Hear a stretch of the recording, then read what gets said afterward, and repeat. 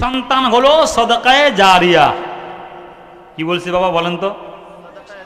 জারিয়া।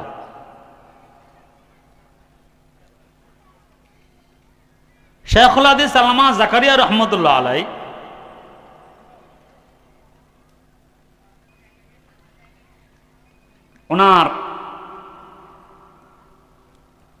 ওনার কিতাবে উনি উল্লেখ করছেন, ভাই শুনতেছেন? আম্মা জানরা ভালো করে শোনেন, আব্বা জানরা তো বেশি শোনে, তো মোবাইলে দেখে, এই জন্য ওনারা ওয়াজে গুরুত্ব নেয়। হুজুরে যা কোক গাম তো মোবাইলে কতবার শুনি। আচ্ছা আপনারা বলেন তো, মোবাইলে চিকিৎসা আর সরাসরি চিকিৎসা সমান নাকি? আর কথা কয় না। আর মোবাইলে আপনাকে ডাক্তার বলে দিল যে এ মগজাজিল খান, নাপা খান, ওটা খান, সেটা খান, জি স্যার, ইয়েস স্যার, শেষ। কিন্তু আপনি যখন ডাক্তারের সামনে যাবেন তখন কি এটা বলবে? আর কথা কেন, তখন এটা বলবেন নাকি? বলেন। তখন বলবে যে দেখি আপনার একটু রক্তটা চেক করা দরকার, একটু প্রেশারটা চেক করা দরকার, সব কিছু ঠিক আছে কিনা একটু দেখে নেই। কথা কয় না। তো এরকম এটা। তো জাকারিয়া রহমতুল্লাহ আলাইহি বলছেন, এক এলাকায় এক আল্লাহর ওলি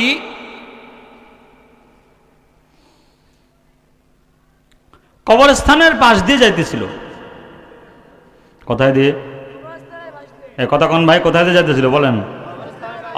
কবরস্থানের পাশ দিয়ে যাওয়ার সময় আল্লাহর ওলির ইচ্ছা হয়েছে, আরে কবরবাসীরা, আমরা তো কবরস্থানের পাশ দিয়ে মাশাআল্লাহ গান বাজায় আর চলে যাই। এ কথা কানা আসে না? কথা কানা কেন? কথা কানা কেন? মসজিদের পাশে বাড়ি, এই হারামখোর মসজিদের সামনে বসে বসে গান বাজায়। নাই নাই নাই, জোরে কন নাই। মসজিদের সামনে বাড়ি, মেয়ের বিয়ে, ছেলের বিয়ে, 3 দিন 4 দিন পর্যন্ত গান বাজায় না? এরকম নাই মনে হয়। আপনারা আসতে কন করে, এরকম আছে না নাই বলেন? কিন্তু আগের মানুষরা এমন ছিল, কবরস্থানের পাশ দিয়ে গেলে তার মায়া লাগতো। আল্লাহর ওলি কবরের পাশে দাঁড়ায় বলে, কতদিন পর্যন্ত আল্লাহর বান্দা কবরের মধ্যে শোয়া আছে, তাদের জন্য দোয়া করার কেউ নাই। আল্লাহর ওলি দাঁড়ায়া সূরা ইখলাস 3 বার পড়েছে, সূরা ফাতিহা 1 বার পড়েছে, ইখলাস 3 বার পড়েছে, দরুদ শরীফ পড়ে কবরবাসীদেরকে হাদিয়া দিয়ে দিয়েছে। আল্লাহর ওলি যারা হয় এদেরকে আল্লাহ মাঝে মাঝে আল্লাহ পাকের গোপন ডায়েরি দেখায় দেয়। সুবহানাল্লাহ বলো না কেন? এক বন্ধু, ঘনিষ্ঠ বন্ধু হলে তারে গোপন ডায়েরি দেখায় কি দেখায় না? কথা কয় না কেন? আল্লাহর ওলি যারা তাদেরকে আল্লাহ মাঝে মাঝে দেখান ইলকায়ে রহমানি, আল্লাহ পাকের গোপন ডায়েরি আল্লাহ তাদেরকে দেখায় দেয়। আল্লাহর ওলি কবরস্থান জিয়ারত করে উনি চলে গেছেন। রাতের বেলা আল্লাহর ওলি স্বপ্ন দেখে, সে যে আসরের পরে সূরাতুল ফাতিহা, ইখলাস, দরুদ শরীফ পড়েছে, এগুলো কবরস্থানে ফেরেশতারা বন্টন করতেছে। প্রত্যেকটা মৃত্যু ব্যক্তিকে দাঁড় করে তাকে হাতে হাতে নেকিগুলো দিতেছে। আল্লাহর ওলি তাকায়া দেখে এক কবরে এক মহিলা, বৃদ্ধা মহিলা বসে আছে। সে নেকি নেওয়ার জন্য দাঁড়ায় নাই, সে কবরে বসে বসে হাসতেছে। সুবহানাল্লাহ বলেন না কেন? বলে না কেন? মহিলা কবরে নেকি নেওয়ার জন্য দাঁড়ায় নাই, মহিলা কবরে বসে বসে হাসতেছে। আল্লাহর ওলি মহিলাকে জিজ্ঞেস করেছে, মা, সবাই তো নেক নেওয়ার জন্য দাঁড়াইছে, আপনি কেন দাঁড়ান নাই? মহিলা হাসি আর বলে, আম্মা জানরা ভালো করে শুনবেন, মহিলা হাসি আর বলে, ওস্তাদজি, মৃত্যুর আগে দুনিয়াতে একটা নেক সন্তান রেখে এসেছি, আমার এই সন্তানটা তেলাওয়াত করে ওস্তাদজি, আমি কবরে শুয়ে শুয়ে নূর পাই, আলো পাই, এজন্য অন্যর নেকি নেওয়ার জন্য আমার দাঁড়াইতে হয় না। আল্লাহর ওলি মহিলাকে বলে, মা গো, কই তোমার বাড়ি? কোথায় তোমার বাড়ি, কোথায় তোমার ঠিকানা আমারে বলো, আমি তোমার সন্তানকে দেখতে চাই। মহিলা বলে, ওস্তাদজি অমুক গ্রামের অমুক বাজারের শেষ কর্নারে আমার এই সন্তানের দোকান আছে।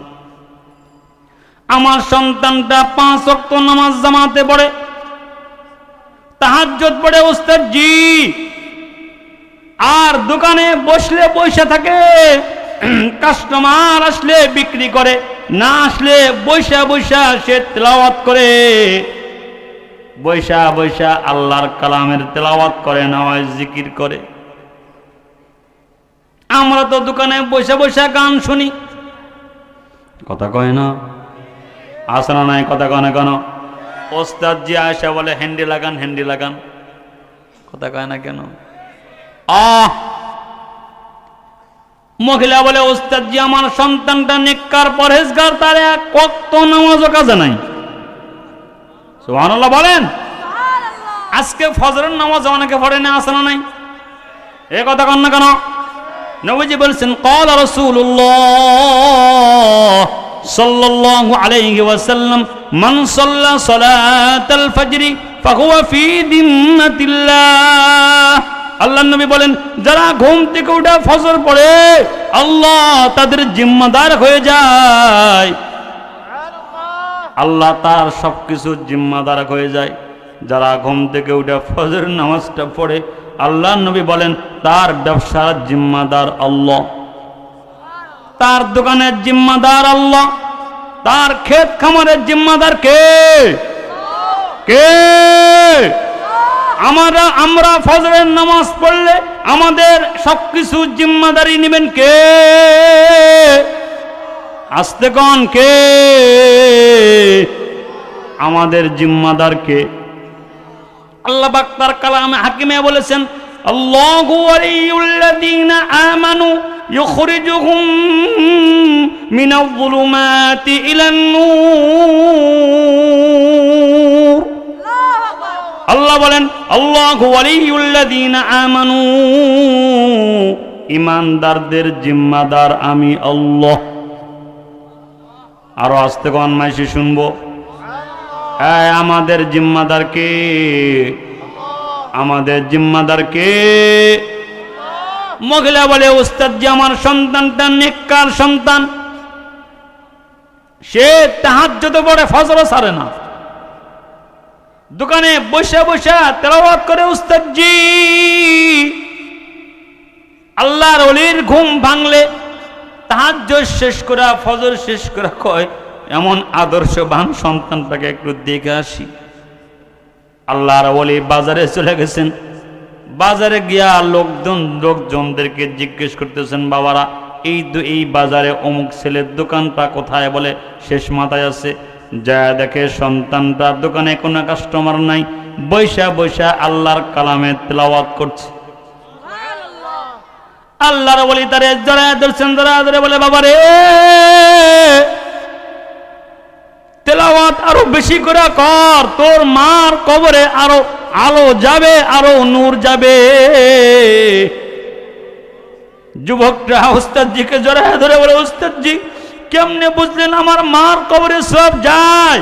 আল্লাহর ওলি বলে, আমি গত রাত্রে তোমার মার স্বপ্ন দেখেছি, তোমার মা ভালো আছে, তোমার মা কবরে শান্তিতে আছে, বেশি বেশি তেলাওয়াত করবা, তোমার মার কবরে আরো আলো যাবে, আরো নূর যাবে। এরকম সন্তান আমাদের দরকার আছে না নাই? কথা কয় না কেন? এবার আল্লাহর ওলি, শুনতেছেন আপনারা? ভালো করে শুনেন। আল্লাহর ওলি আবারও বহুদিন পরে আবারও ওই একই কবরস্থানে আসছে, আবারও দাঁড়ায় গেছে। বলে, আরে বহুদিন পরে আসলাম, আজকেও সূরা ফাতিহা পড়ি, ইখলাস পড়ি, দুরূদ শরীফ পড়ে কবরবাসীদেরকে একটু হাদিয়া দিয়ে দিই। আবারও হাদিয়া দিছেন। রাতের বেলা আল্লাহর ওলি স্বপ্ন দেখে তার সওয়াবগুলো আবার কবরস্থানে বন্টন হইতেছে।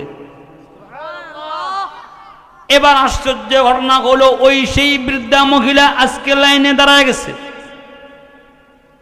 মহিলার কবরে বসে নাই, মহিলার মুখে হাসি নাই, মহিলা চোখে পানি নিয়ে লাইনে দাঁড়ায় গেছে। আল্লাহর ওলি মহিলাকে বলে, মাগো গতবার তো দেখলাম কবরে বসে আসছিলেন, আজকে দেখি কবরে দাঁড়ায় গেছেন, মা ঘটনা কি? মহিলা বলে, ওস্তাদজি আমি যে নেক সন্তানটা দুনিয়া থেকে এসে আমি যে রেখে এসেছিলাম, আমার এই সন্তানটা মারা গেছে, আমার কবরের আলো বন্ধ হয়ে গেছে, এই জন্য আজকে আমি মিসকিন হয়ে এই কবরে নেক নেওয়ার জন্য আমিও লাইনে দাঁড়াইছি। এই জন্য বাবারা নেক সন্তান বানাবেন তো ইনশাআল্লাহ? এটাই নিয়ে ইনশাআল্লাহ জোরে তখন শুনে বলেন, জোরে বলেন। নেক সন্তান মানে আপনি মারা যাওয়ার পরে যে সন্তান গাঁজা খাবে, যে সন্তান টেলিভিশন দেখবে, যে সন্তান নাচ গান দেখবে, যে সন্তান আপনাকে ঘাড়ে ধরে বাড়ি থেকে বের করে দিবে, এমন সন্তান আছে না নাই? কথা কয় না কেন? এই কিতাবে আসছে, এক যুবক বিয়ে করেছে, শুনতেছেন নি আপনারা? বিয়ে করার পরে কিছুদিন আব্বা আম্মার সাথে থাকার পরে স্ত্রীর কারণে সে শ্বশুর বাড়ি চলে গেছে। কোথায় চলে গেছে?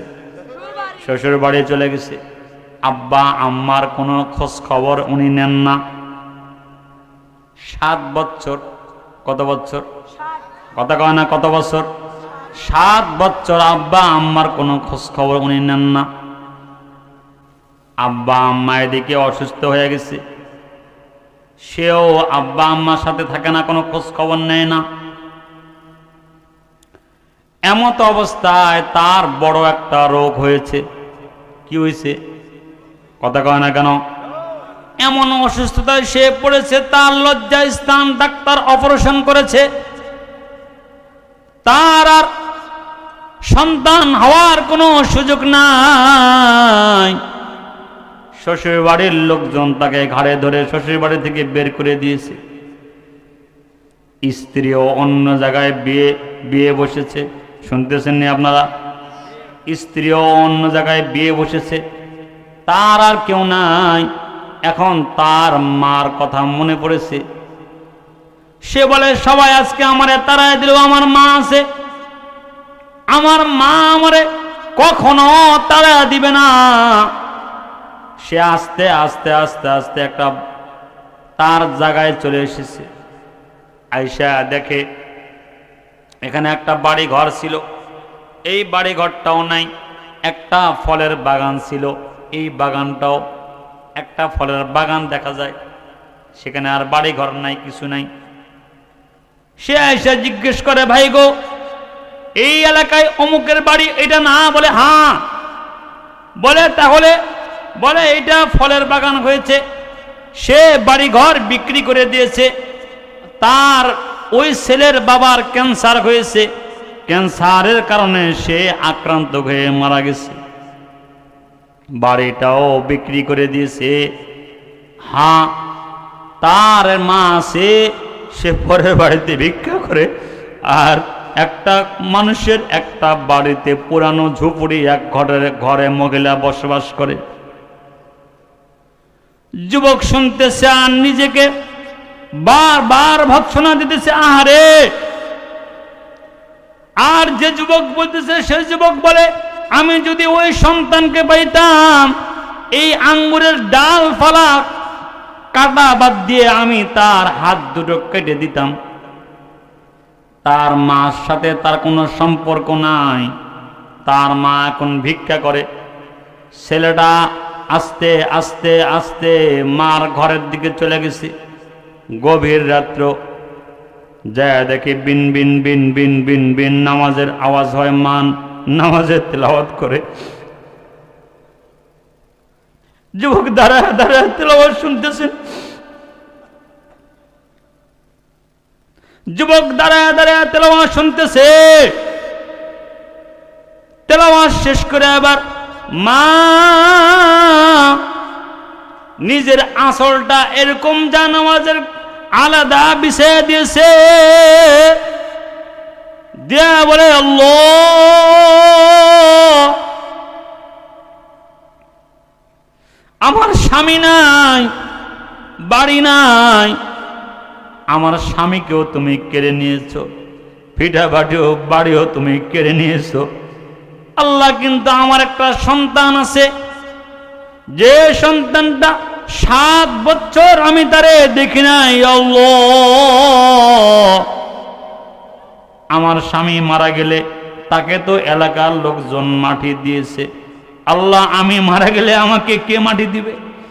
আল্লাহ, আমি আমার সন্তানের হাতে মাটি চাই, আমি আমার সন্তানের হাতে মাটি চাই। আল্লাহ, আমি আমার সন্তানের হাতে মাটি চাই, যাতে কোনো গায়রে মুহররম আমাকে না ধরে, আমি আমার সন্তান যাতে আমার কবরের লাশটা নামায়। আল্লাহ, আপনি আমার সন্তানকে ফিরে দেন। মহিলা কাকুতি মিনতি করে দোয়া করতেছে, যুবক পাশে দাঁড়ায় দাঁড়ায় শুনতেছে। মা বলে, আল্লাহ, আমার সন্তানটা ফিরে দেন। তো যুবক ডাক দিয়ে বলে, মা গো, আমি এসেছি রে মা, আল্লাহ আমাকে তোমার কোলে ফিরে দিয়েছে মা। মহিলা সন্তানের কণ্ঠ শুনে বুঝতে পেরেছে। মহিলা বলে, বাবারে আয়, আমি চোখে দেখি না, আন্ধা, তোর চেহারা 7 বছর হলো আমি দেখি না, এখন তো কোনো আমি চোখে দেখি না রে বাবা, আয় আমার বুকে আয়, আমার বুকে আয়, আমার এই নরম ঠোঁটগুলো তোর গালে চুমো দিবে রে বাবা। সন্তান কাছে এসে বলে, মা গো, আমি অনেক বড় অসুস্থ হয়েছি মা, শ্বশুর বাড়ি থেকে আমাকে তাড়ায় দিয়েছে মা গো, স্ত্রী অন্য জায়গায় চলে গিয়েছে মা গো, তুমি তো আমাকে তাড়ায় দিলে না। মা বলে, বাবা রে, তোরে তাড়ায় দিলে আমার কবরে মাটি কে দিবে? এজন্য বারবার দোয়া করতেছিলাম, আল্লাহ আমার কবরে যাতে অন্য কোনো ভিন পুরুষে মাটি না দেয়, আমি আমার সন্তানের হাতে কবরের মাটি চাই। এজন্য বাগার এই মুসলমান যুবকদেরকে বলবো, আজকে আব্বা আম্মার সাথে যারা বেয়াদবি করেছ, আব্বা আম্মার কাছে মাপ চেয়ে নিবা। আল্লাহ নবী বলছেন, হুমা জান্নাতুকা ওয়া নারুকা, এটাই তোমার জান্নাত, এটাই তোমার জাহান্নাম। রিজাল রব্বি রিজাল ওয়ালিদ, আব্বু আম্মু যদি তোমার উপরে সন্তুষ্ট হয়, তোমার জিন্দেগি, আল্লাহ বলেন আমিও এই তোর আব্বা আম্মা তোর উপরে সন্তুষ্ট, আমি আল্লাহ তোর উপরে সন্তুষ্ট। এজন্য ভাইরা, আব্বা আম্মার খেদমত করবো না ইনশাআল্লাহ, জোরে বলেন ইনশাআল্লাহ।